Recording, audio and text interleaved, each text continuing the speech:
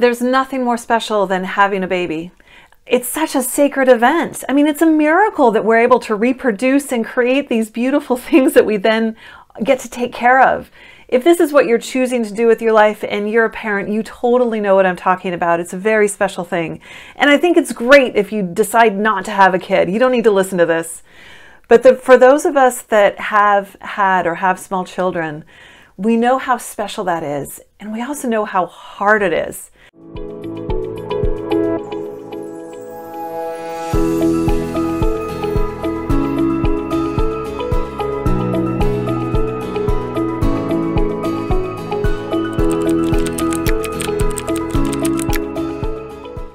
It's hard to take care of this little thing that can't talk to you.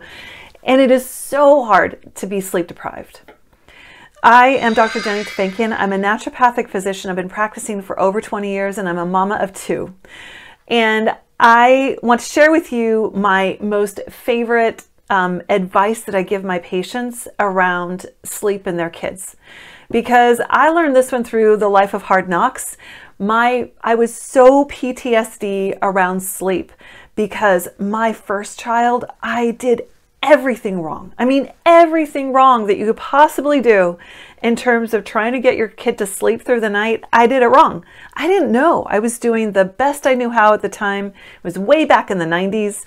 And the information was either you let your child cry it out like forever, like Dr. Sears' method, or you attend to their every need if you were a responsible mom. So of course I did that and completely messed them up. When I finally had my second child years later, I was so PTSD around this sleep issue that I was really fearful. You know, I knew what it felt like to go for 3 years without a decent night's sleep and what that did to my brain and my body. So I didn't want that to happen again. So I did what I usually do is I read every single book I could find on the subject. And I have to say I landed on one book that got me through helping my second child sleep so much better than my first, and has helped all of my family members and all of the patients and all of the people I see on the street with a little baby. And I say, hey, you should read this book. I have no affiliation with this author or with this book or anything. I'm really just here as a fellow parent and as a physician saying, hey, check this thing out if you haven't already. So my very favorite book, hands down, is Healthy Sleep Habits, Healthy Child by Dr. Mark Weisbluth. This is in our family considered the sleep Bible for kids. And it's very well read because I would read chapters over and over again.